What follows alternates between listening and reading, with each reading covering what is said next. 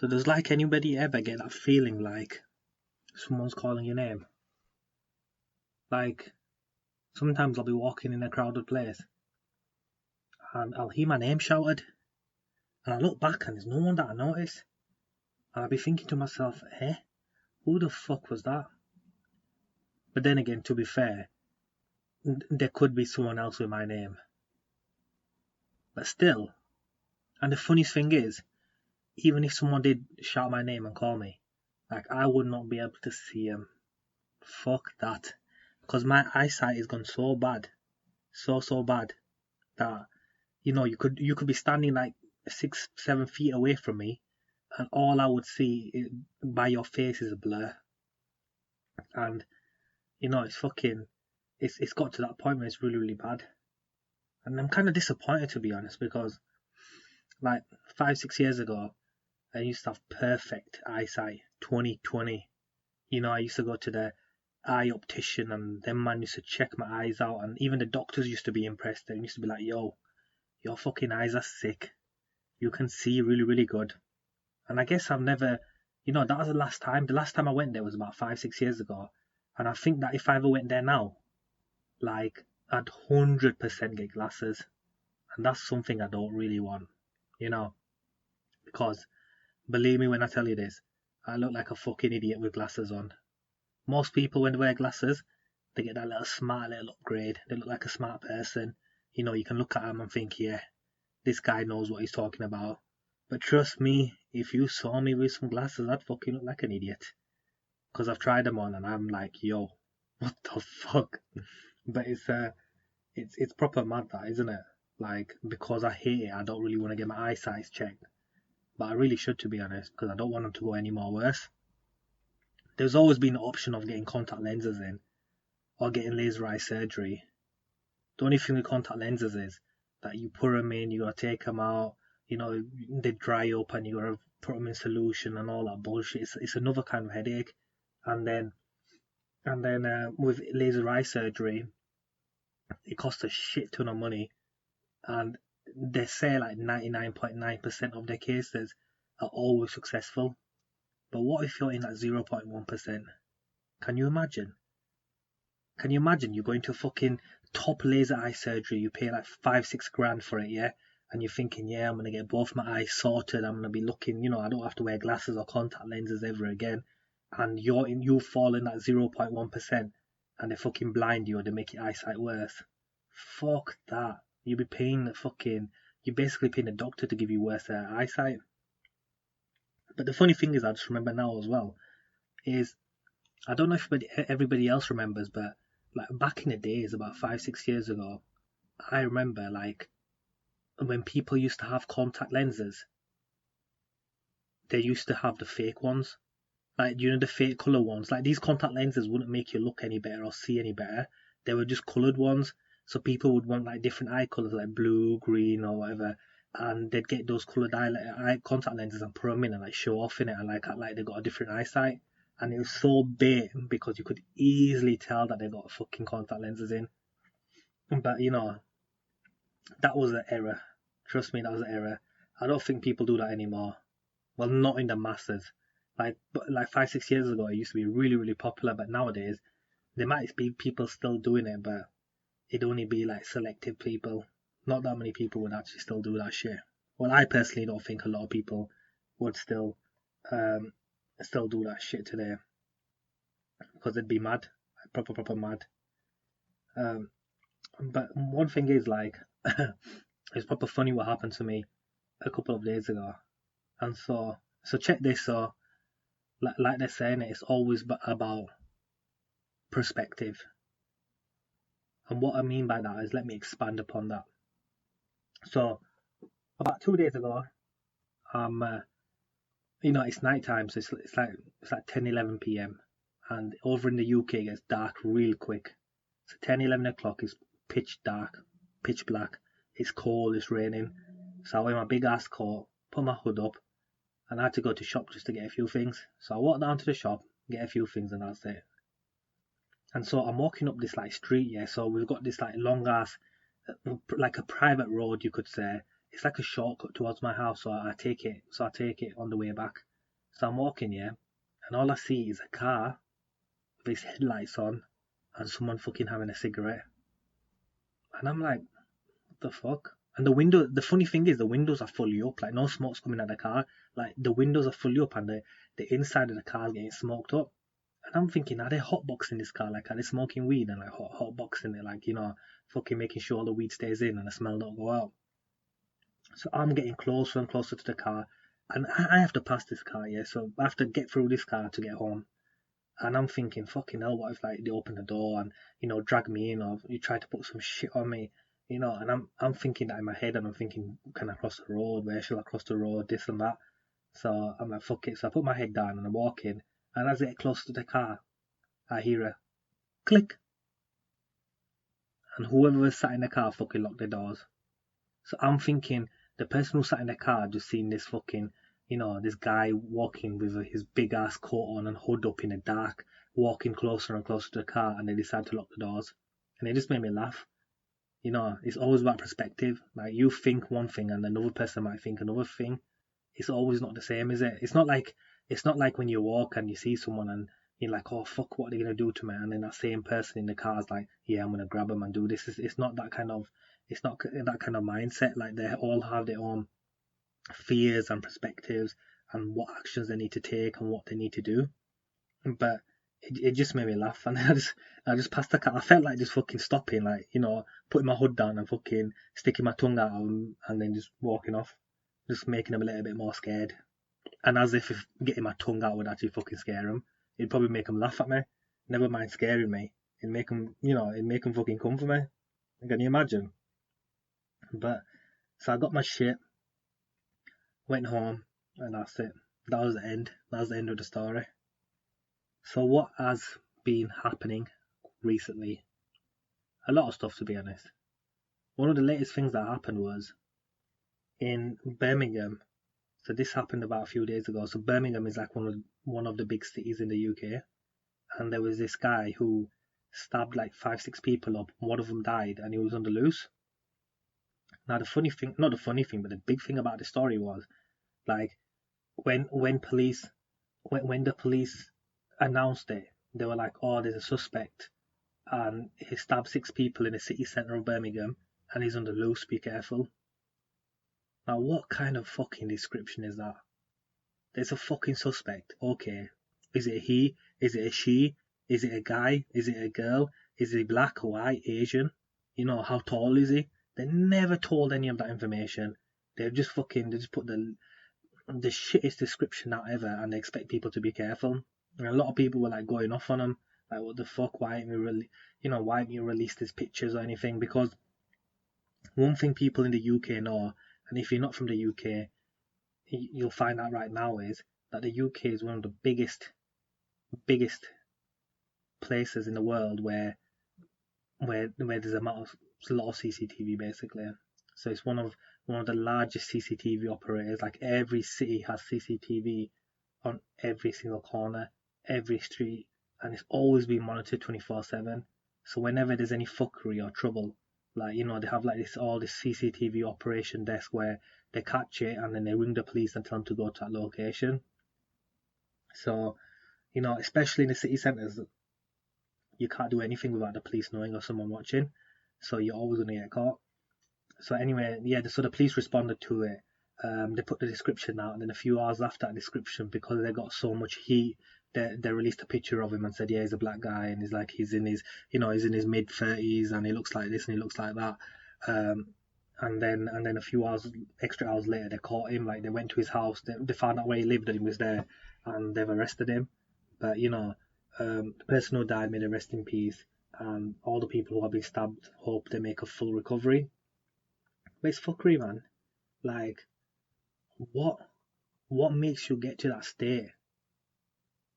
Like, I've always thought about this. Like, what makes you get to that state where you just think, yo, I'm gonna just fucking flip out and start stabbing people up or shooting people? Like, I never got that. Like, the school shooters in America, mass school shooters that just pull a gun out on all their classmates and just start shooting and firing off. Like, it's just fucking, it makes you wonder, like, how far does a person have to be that they think to themselves, the only way out is if I start killing people. Like, that's some next level crazy ass shit. Next level crazy ass shit. It reminds me of a documentary as well, where I was watching quite recently on Netflix. It's called Psychopath. And Piers Morgan, who a lot of people find either a dickhead or, a cool guy. I'm still in the middle ground, to be honest. He can be alright in some situations, and in other situations he can be a complete tool. But this documentary he did for Netflix was quite good. And he went to America, and he was interviewing this this like young teenager who was in like late 20s. And when he was 13 years old, like, he stabbed his younger sister, who was like 9, like, to death. He just stabbed her like 37 times. He just killed her. And after that, after he was caught, they diagnosed him as a psychopath. And what a psychopath is, they can't feel any empathy. They can't feel like any emotions of love, joy, horror. They can't feel any emotions in that basis. So that's what makes them really, really dangerous. That's what makes them a threat to society, that they can do horrendous shit, yeah, and basically have no feelings towards it. It's almost like a calculated way. So, he was there, and he was interviewing this guy, yeah, and this guy fucking, you look at him and he fucking looks like a serial killer. Yeah, he's bald, he's got a big ass head. He's like a picture book serial killer. Like, if there ever was one, to be honest, like, he just looked like a fucking, he looked dangerous, to be honest. Like, I was watching him through my fucking iPad, and I was like, yo, this guy should not be let out. The reason why they were interviewing was because, he killed his little sister when he was 13 years old, so he was charged as a minor. And then he's like, they were saying, like, in the next 8 years he was up for parole. He'd already served like 15, 16 years in prison, and they were like, in the next 8 years he's going to be up for parole. If he passes parole, then he's going to be let out. So Piers Morgan is interviewing this guy, yeah, and he's basically saying that, the psychopath's like, yeah, he hated his mother, how she treated him, and he wanted to get back to her, and the only way he could ever do that is to take 2 of their children away from him. And what I mean by 2 children, he killed his sister, so his sister got took away from him, and he himself got put in prison. And he was trying to put maximum pain on him. Um, and they had like this recording, like, when he rang, like, they were saying in it, even when he was 13 years old.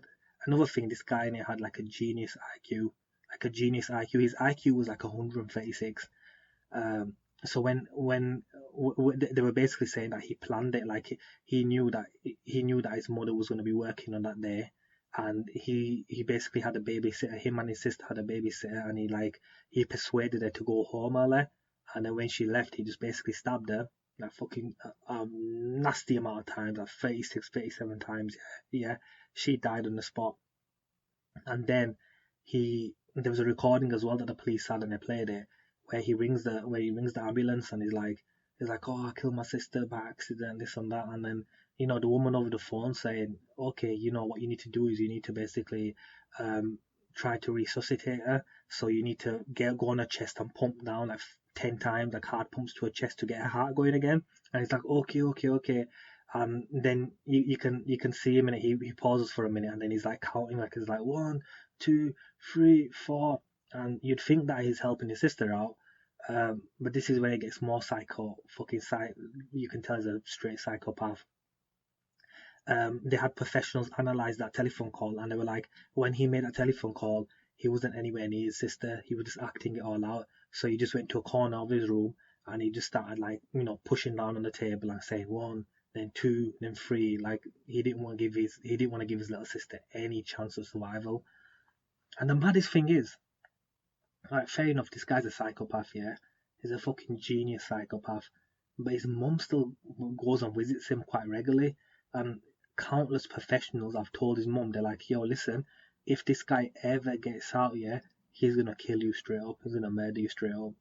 And she's like, oh yeah, I know that, but I still want to be with him. I still want to, he's still my son, this and that. I guess that's what you call motherly love, you know. But fucking hell, it just shows you that some people in this world are fucked. And at the end of the day, who knows how many psychopaths or how many crazy motherfuckers we walk past every single day. Like, you walk in the street, you see some fucking normal geezer, he's wearing a shirt, tie. You think, okay, this guy's a professional, he's got his shit together.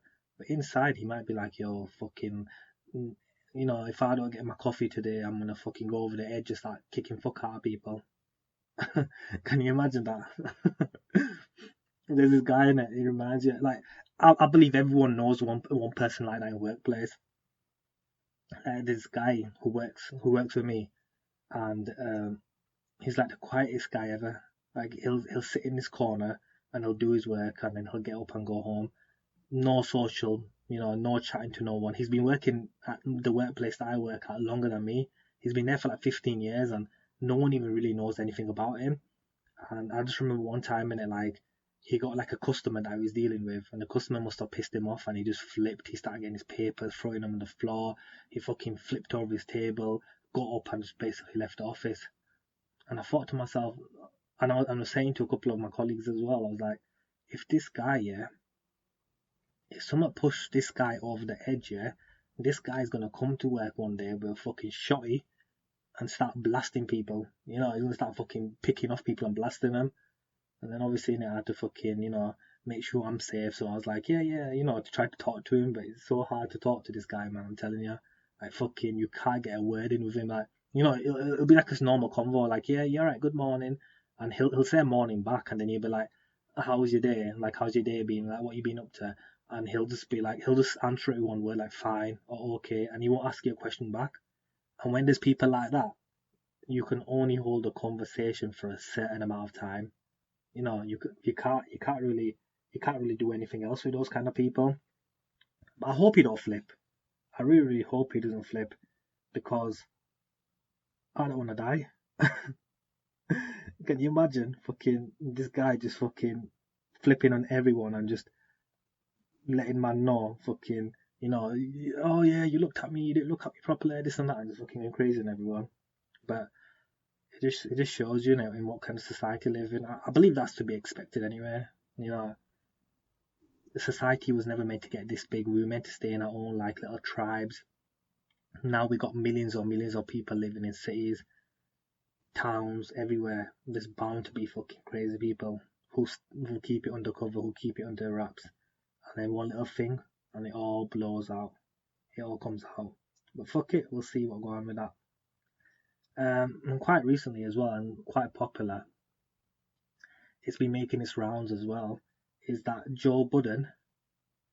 If you don't know who Joe Budden is, he's a American. Well, he used to be an American rapper, but he does his own like Joe Budden podcasts on Spotify. So it's a popular podcast, to be honest. But he's leaving Spotify. The reason why it's making its rounds is because he came out and he's been quite. Let's say, he's voiced his opinion quite loudly. That he doesn't want to work with Spotify anymore. The reason being is that they're not paying him enough, and they don't appreciate him. His main point is that he was one of the people that basically first signed with Spotify before like this podcast got big, which is true, and he helped him out and he helped him grow as a platform. And at the end of the day, they're not paying him enough. And what is he going off? He's going off Joe Rogan. So as many of you will know, if you are in the podcasting world, like Joe Rogan recently signed over with Spotify to be exclusively with Spotify for $100 million. And so a lot of people who were already with Spotify looked at that and thought, this guy's getting $100 million and we're getting like 20, 30 grand a year.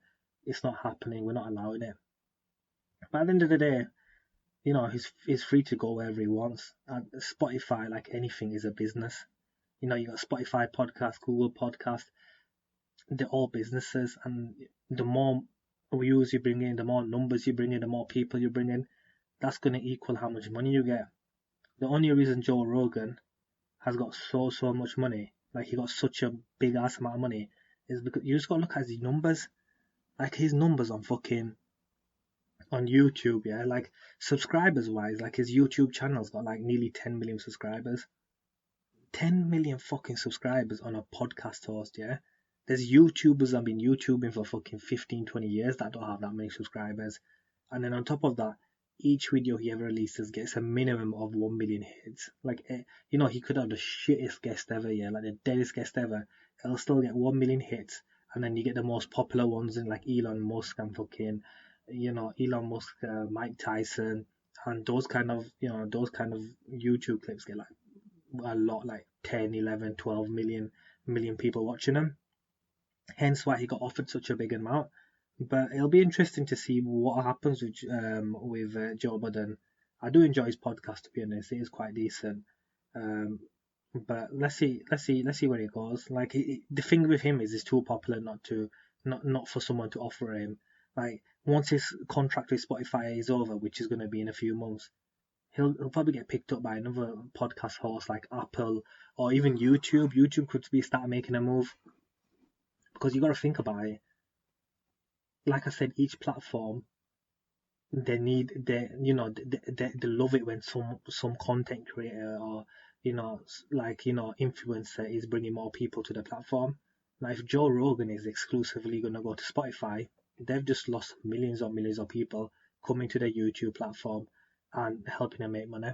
And how do they make money? How do these YouTube, Apple, Spotify make money? They make money by advertisement. And the thing is, it, I know it happens to a lot of people because I talk to my mates as well. But have you ever noticed that like one day you're browsing the web, you're browsing the internet, and you're looking at some trainers, yeah, from a Pacific store, and you're just browsing through them, and then after that you turn your computer off, and then the next day you're on a wholly different website. Yeah, you send YouTube, and an advert will show up for the exact same trainers that you're looking into. That's what it's based on. All these big sites, they collect data on you. The more time you spend, they collect data on you, and then they advertise those to you, and it works. It really does. Like, gone are those days when they used to advertise pointless shit to you. I remember, I'd be sat down and, especially when you watch TV and you see certain advertisements and you're like, that's got fucking nothing to do with me. But the internet is a whole different ball game, because it's targeted advertisement. Like, they specifically target you to see what they're going to advertise to yourself. And it works. Like I said, I'm on, what was it on? I was on YouTube, I'm scrolling, and a trainer's advertisement comes up from JD, the store, online store, and I'm like, oh, I like the look of those trainers, and I click on them, and it takes me straight there. I didn't purchase anything, but it's still a click. A click is fucking money for them, and that's what they need. So that's why YouTube, they might be thinking that if Spotify have took one of the biggest podcasters, if not the biggest podcaster, who are they going to take next? Are they going to take any content creators? Are they going to take any YouTubers? Because a lot of YouTubers are fed up of YouTube, all these influencers who have these massive channels and have millions and millions of subscribers.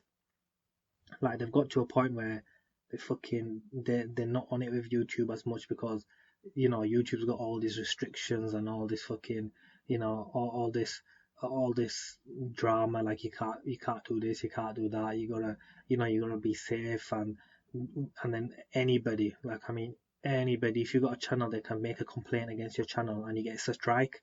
And they have a free strike policy, which is basically means that if 3 people make a complaint against you and you get 3 strikes, your YouTube channel gets deleted. That's how fuckery it is. Can you imagine that?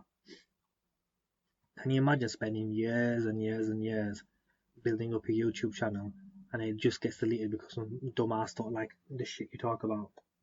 That would piss me off. Really, really piss me off. And that's, you never know. That's why Spotify, not even Spotify, other websites, Apple Podcasts might come in. They might offer better deals for these influencers, where you can come over to us and we won't restrict your content. You can put out whatever you want. There'll be less rules. You'll be able to make more money off advertisement. So I personally think in the next few years, YouTube's always been the main content provider. They've been the ones who provide all these videos, these content, where it's uploaded every single day, every single second. But I think the game's gonna change really, really soon. In the next few years, it could even be in the next few months. All these big players are gonna start popping up and start taking their share of the YouTube audience. But let's see where Joe Budden goes. He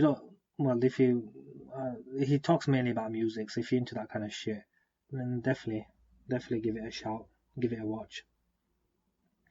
And on some sad news, and I was quite shocked about this as well. So Chadwick Boseman, who's an American actor, his famous role, the most famous role he played in, was Black Panther. So he passed away a few days ago, and he passed away from cancer.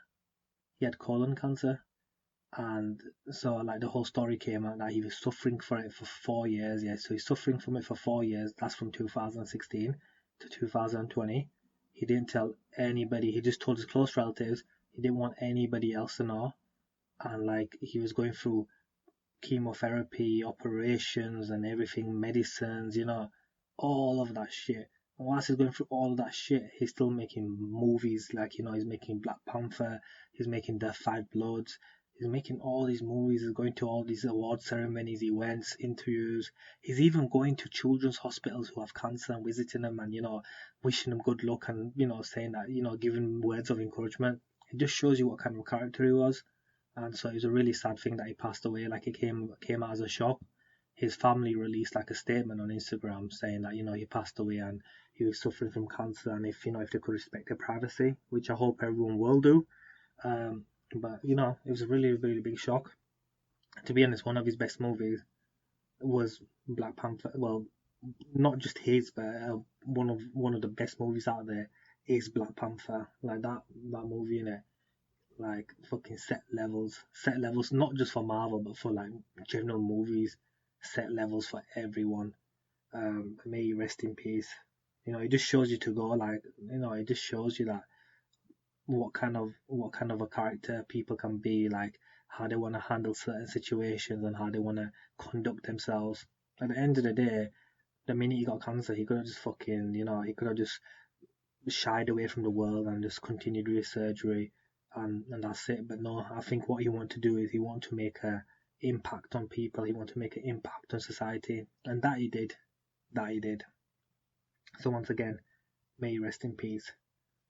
Yeah, I might be watching Black Panther again.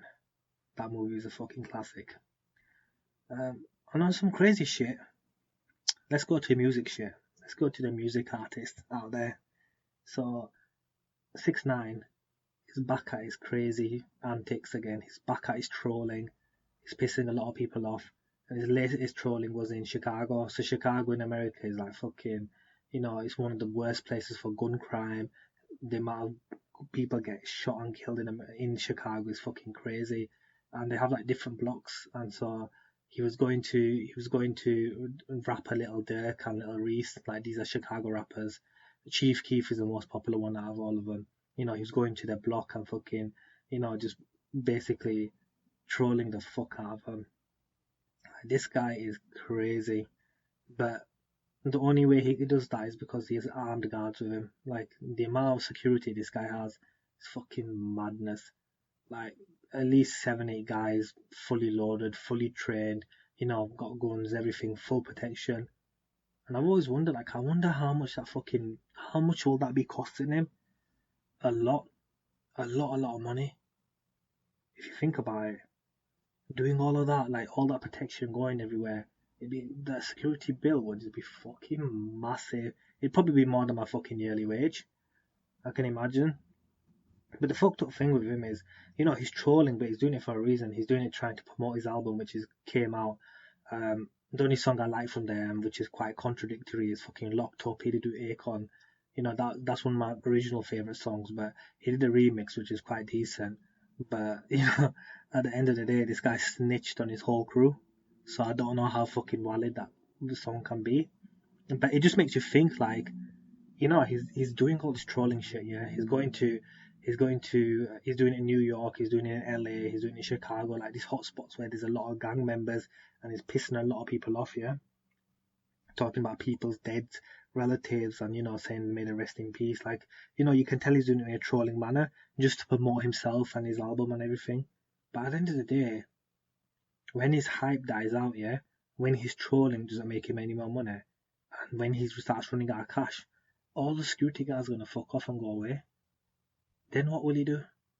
Like, who will he seek protection from then? Like, anybody will be able to get him. He needs to start thinking about his future, man. He knows he's young in it and like he's got money, so that's why he's flashing it and everything. But anything could happen. anything could happen. Like, people could just fucking start going crazy and just, once the security goes away, you could just fucking, have like half of America's gangs after him for the shit he's been doing. But fuck it, he's doing him, isn't he? That's what he's doing. He's he's he's got like blacklisted from a lot of radios, like like these morning radio shows or any kind of radio shows in America that normally play, R&B, rap, hip hop. He's got blacklisted from those radio shows because he snitched. So his only way of making himself known is through trolling, which has worked, to be honest. Like on that aspect, I know he snitched and he did a lot of fucked up shit, but you gotta respect his hustle. Like, his trolling and all that. He's done really well, to be honest. And he even got a number one single on the fucking Billboard 200, like with Nicki Minaj, with no radio play or nothing. Just goes to show you in it that the radio days are kind of dead and over. Like nowadays, you just need yourself, a camera, and just put your shit on the internet, let it blow up, do some crazy shit, and that's it. You'll be able to fucking create a lot of hype around you. But we'll see how it goes. Like we'll see what he keeps doing. Like every day he just comes out with some crazy ass shit. So we'll see what antic he pulls next, or if someone actually gets him, gets to him. Like there's bound to be someone out there thinking to themselves like, fuck it, even if I get life in prison, I'm gonna do him in. I'm gonna fucking, I'm gonna murk him off. I'm gonna kill him. And so what if I go to prison? I'll be loved by everyone. Everyone, my life story is shitty. Like I got no money. I got no, I got no wife. I got no kids. I've got nothing. So why do I just go after this guy, kill him, and then get prison where I get fed and treated like a king? So people think like that as well. So you never know. Never know what could happen. And on the artist, on the artist still, so there was Adele. So she lost a lot of weight, which is fucking amazing. Like she completely looks like a different person, which is a plus health wise. If you're really looking after yourself in healthiness, you can't fault no one for it. But she had like this Jamaican get up, like she had this bra with the Jamaican flag, and then a lot of people were flipping on her. And these people were flipping on her, funnily enough, were white people. They were like saying, "Oh, cultural appropriation, this and that," like proper going after her. But at the end of the day, you gotta see what context she was doing it in, and context matters a lot. It matters really, really a lot. Like, if you don't take context into consideration, a lot of shit's gonna be no fun anymore. There's gonna be the fucking social warriors out there. Oh, you can't do this, or you can't do that. Oh, you can't talk about this, you can't talk about that. You need some kind of freedom and context as well. So she's doing it for basically the carnival. Every year in London they have the carnival, and this year it got cancelled because of coronavirus. So she just wanted to show support for it, and hence she dressed like that. But like I said, the funny thing is like the people who, if they were mad, should have been mad, were actually like Jamaicans, black people. But they were like all chilled, were like, yeah, it's fine, let her do her thing. And then the people who really have no right to be mad or feel any kind of disrespect were white people, and they were flipping like, oh, what the fuck's she doing? Should she really be dressing like that? Should be setting an example, cultural appropriation. And people love to use that word, culture appropriation. Like anything you wear, anything you do, at the end of the day, you can't do it because you're appropriating someone else's culture, which just fucking blows my mind, to be honest. Absolutely blows my mind. But like, we'll just see in it. We'll just see what next people want to flip out with. I believe that because everyone's in lockdown, not necessarily lockdown because it's been lifted, but I mean, you still don't have all the shit that you used to have before. You've still got to be careful. Work's not open, so you got to stay indoors, work from home. People just have all this pent up frustration. And they're like, oh fucking hell, we're staying indoors most of the time, we need to get it out. And where do people take that shit out? Twitter, Instagram, Facebook. Out of all of them, Facebook is the worst. Like sometimes I go on Facebook, the amount of racist shit I see on there. Like Facebook is mainly for old ass people. Because the amount of racist shit I see on there, fuck me. Like on anything. Like I was on Facebook and there's an article, and it was like, oh, two Asian lads arrested for drug dealing. and they got sent down to prison for like 7 years. And the comments under them were fucking mad, like, oh yeah, they come to our country and they sell drugs to us. Oh, they should be put to death. They should be doing this. They should do that. Like fucking hell, like going off on them, absolutely going on off on them. And I'm thinking, just fucking hell, they're being caught, they've been sent to prison, and that's it. Just leave it. And then Instagram's quite decent, to be honest. Like Instagram, it's more, you share your photos, and then that's where all the Instagram models live. And then Twitter is where you can share your little statement out with the world. Twitter's like 50-50. It can have positives and it can have negatives. Like, if there's something fucked up in the world and enough people talk about it, it gets trending, and a lot more people can start looking into that topic, and it can start a lot of discussions and petition signs. So it's really helpful in that matter. And then is fucking the over 50% that shit is people can start a load of shit on there, give this shitty little fucking put shit in the comments under people's pictures, or if someone voices their opinion, they can go totally against it in a shitty little way. Like, at the end of the day, if someone voices their opinion, it's fine, and if you want to give them criticism, that's fine as well. I've got nothing against that. But if you want to start fucking, swearing at them and, doing some next level shit, then you're like, fucking hell, man. Keep it civil. Like, if you can't keep a normal conversation going, then just don't fucking comment at all. Just keep yourself to yourself. And it made me think as well, like Instagram, yeah. The thing with Instagram is like they have a lot of girls and guys, but mainly girls, that are like these Instagram models. And the reason why I say Instagram models is because they're not like models in real life. They haven't done no catwalk, or they don't work for this big ass agency. It's just that they put some, half naked ass picture of them up on Instagram, and then they get like thousands of likes, because there's a lot of thirsty ass people out there. Believe me, I know. And then they get like thousands of followers, and then people like, brands approach them and like, okay, yes, advertise this on the Instagram page, and we'll pay you a certain amount. And a lot of people make money like that. And fair dues to them as well. At the end of the day, if you're hustling and making money, fuck it. However you're making it, you're making it. But can you imagine, like, if Instagram got deleted? Like one time, like the owner of Instagram just came out and was like, "Oh, when I made Instagram, I made it to share pictures and love, and I didn't think it'd turn up, make people fucking so fucked up, and all this bullshit," and he just deleted it. Can you imagine that? Like, how and where would half of these Instagram models fucking go? Would they go back to their like fucking normal jobs, like working at the local supermarket? They wouldn't be able to afford half the shit as well that they get done to the face. Can you imagine? But no, Instagram would never do that. And you know why?